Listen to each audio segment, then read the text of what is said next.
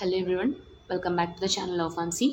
So ఈ వీడియోలో topic వచ్చేసి measurement of bioavailability. Okay, one of the most important topic ఇది. Previous వీడియోలో ఆల్రెడీ బయో అవైలబిలిటీ అంటే ఏంటనేది ఇంట్రడక్షన్ ఇచ్చాను. సో ఆ వీడియో చెక్ చేయండి, దాని తర్వాత దీనికి వస్తే ఈజీగా ఉంటుంది. సో ఇప్పుడు బయో అవైలబిలిటీ అంటే ఒక వర్డ్లో చెప్పాలంటే it is and two terminology which is nothing but rate అంటే ఎంత టైంకి అండ్ ఎక్స్టెంట్ ఎంత టైంకి ఎంత అమౌంట్ అనేది అబ్జార్బ్ అవుతుంది ఫ్రమ్ ఇట్స్ డోసెస్ ఫామ్ అని చెప్పేదాన్ని బయో అవైలబిలిటీ అంటారు. అంటే ఒక డోస్ తీసుకుంటే ఎంత టైంకి ఎంత అమౌంట్ అనేది అబ్జార్బ్ అవుతుంది సిస్టమిక్ సర్క్యులేషన్లోకి. So that is bioavailability. So pharmacological response is directly proportional to plasma level drug. అంటే ఏదైతే మనకి ఫార్మకలాజికల్ యాక్టివిటీ అనేది చూపిస్తుందో అది ఎలా చూపిస్తుందంటే ఎంత డ్రగ్ అయితే ప్లాస్మాలో ఉందో అది ఎంత ఉంటే అంత రెస్పాన్స్ అనేది చూపిస్తుంది అనమాట. ఓకే, సో ఇప్పుడు దెర్ ఆర్ టూ మెజర్మెంట్స్ అనమాట బయో అవైలబిలిటీ అంటే. ఒక డ్రగ్ తీసుకున్నప్పుడు అడ్మినిస్ట్రేట్ చేసినప్పుడు అది ఏ సైట్ అయినా సరే, whether it is oral or whether it is IV చేసినప్పుడు, సో ఆ డ్రగ్ ఎంత ఉంది అని మెజర్ చేయడానికి మనకి టూ మెథడ్స్ ఉంటాయి. ఒకటి ఫార్మకోకైనెటిక్ మెథడ్ అండ్ ఇంకొకటి pharmacodynamics method. So remember, pharmacokinetics అంటే ఏడిఎంఈ అంటే absorption, distribution, metabolism and nothing but excretion. Okay, so pharmacokinetics అర్థం అవ్వాలంటే మనం ఒక డ్రగ్ తీసుకున్నప్పుడు మన బాడీ డ్రగ్ ఏం చేస్తుంది అనేదాన్ని కైనెటిక్స్ అంటాం. ఫార్మకోడైనమిక్స్ అంటే మన బాడీ డ్రగ్ తీసుకున్నప్పుడు డ్రగ్ అనేది మన బాడీకి ఏ యాక్షన్ చూపిస్తుంది అని చెప్పేదాన్ని ఫార్మకోడైనమిక్స్ అని అంటాం. ఓకే, సో కైనెటిక్స్లో two steps, plasma kinetics studies and next one is urinary excretion studies. And coming to pharmacodynamics, acute pharmacological response and therapeutic response. So ఈ వీడియోలో only I'll cover pharmacokinetics method. Okay, in the next video I'll discuss about pharmacodynamics. And ఇక్కడ ఇంకొక point క్లియర్గా ఉండాల్సింది ఏంటంటే plasma level time studies అని అంటున్నామంటే remember ఇక్కడ 2 points గుర్తుపెట్టుకోవాలి. ఒకటి site or route of administration and second amount of drug administered. So ఈ 2 థింగ్స్ అనేవి మోస్ట్ ఇంపార్టెంట్ థింగ్, ఎందుకంటే ఐవీకి బయో అవైలబిలిటీ అనేది 100% ఉంటుంది కంపేర్ టు ఓరల్. అండ్ మనం తీసుకునే డ్రగ్ అనేది 10 mg తీసుకుంటున్నామా 50 mg తీసుకుంటున్నామా, సో అది based upon the amount of drug అనమాట. ఈ 2 బట్టి మనకి ప్లాస్మాలో దాని యొక్క కాన్సన్ట్రేషన్ అనేది తెలుస్తుంది. సో రిమెంబర్, ఎందుకు బయో అవైలబిలిటీ అనేది ఈ స్టడీస్ ద్వారా చేస్తున్నామంటే it is the most preferable and common studies. ఎంత బాడీలో బ్లడ్లో డ్రగ్ ఉందో చెప్పడానికి ఇవి ప్రిఫరబుల్ స్టడీస్ అన్నమాట. ఓకే, అండ్ ఇక్కడ స్టడీస్ వచ్చేటప్పటికి రిమెంబర్ 2 థింగ్స్ ఉంటాయి. ఒకటి single dose and second one is multiple dose. So single dose multiple dose clarity ఏంటంటే, సింగిల్ డోస్ అంటే ఫర్ ఎగ్జాంపుల్ ఒక చాక్లెట్ తీసుకుంటే ఒకేసారి దాన్ని కనుక మనం తినేస్తే అది ఒకేసారి ఆ యొక్క క్రేవింగ్ లెవెల్ అనేది ఇంక్రీజ్ అయ్యి అండ్ నెక్స్ట్ డిక్రీజ్ అయిపోతుంది. బట్ అదే చాక్లెట్ని మనం ఇంటర్వెల్స్లో అంటే అదే చాక్లెట్ని బైట్స్ కింద తీసుకుంటే మనం ఒక పర్టికులర్ స్టేజ్ వచ్చేటప్పటికి అది ఏమవుతుందంటే క్రేవింగ్ అనేది ఒక స్టడీ స్టేట్కి వచ్చేస్తుంది అనమాట. బికాస్ మనం ఒకేసారి తీసుకుంటలేదు, విత్ ఇన్ అండ్ ఫ్రీక్వెన్సీ ఇంటర్వెల్స్లో తీసుకున్నాం. First half and next half and next half అలా తీసుకునే కొద్దీ ఏమవుతుందంటే ముందు తీసుకున్న డ్రగ్ హాఫ్ అయ్యేటప్పటికి నెక్స్ట్ తీసుకునే ముందు తీసుకున్న చాక్లెట్ హాఫ్ అయ్యేటప్పటికి నెక్స్ట్ ఇంకొక హాఫ్ తీసుకుంటున్నాం.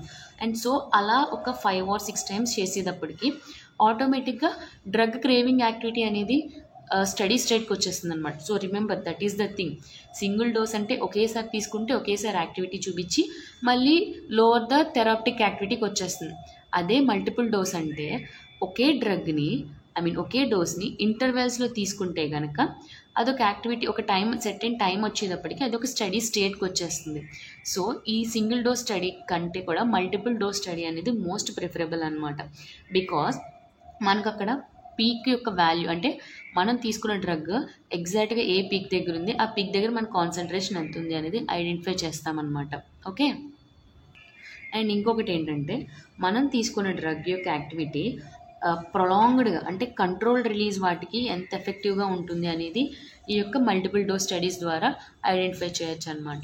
అంటే ఒక ఫార్మకాలజికల్ యాక్టివిటీని మనం ఏదైతే క్రియేట్ చేయాలనుకుంటున్నామో బాడీలో, అది గ్రాడ్యువల్గా మనకి ఒక కండిషనల్ మానిటరింగ్, అంటే ఒక సెర్టైన్ లెవెల్లో దాన్ని స్టడీ చేస్తూ ఉంటాం. సో అది ఫీజిబిలిటీ అనేది మల్టిపుల్ డోస్కి ఎక్కువ ఉంటుందన్నమాట. సో ఇక్కడ ఏ డోస్ ఆఫ్ స్టడీ అయినా సరే, whether it is single or multiple అయినా సరే, దాన్ని మొత్తం పారామీటర్స్లో స్టడీ చేస్తాం.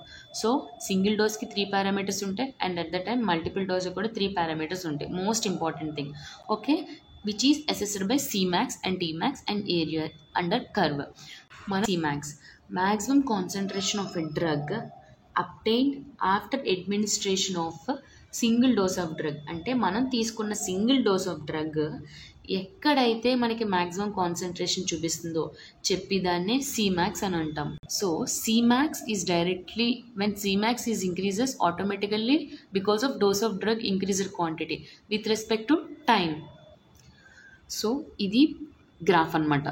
మనం ఏదైతే డ్రగ్ తీసుకుంటామో దాని same Y axis, concentration Y axis, and ఎంత టైంకి అనేది will represent in the X axis అనమాట.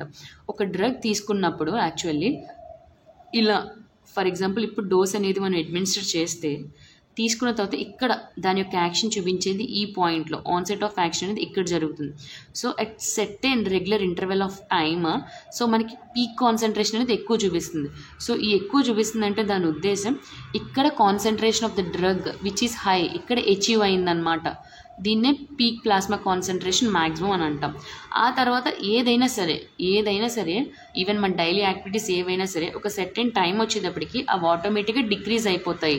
Okay, like the life span.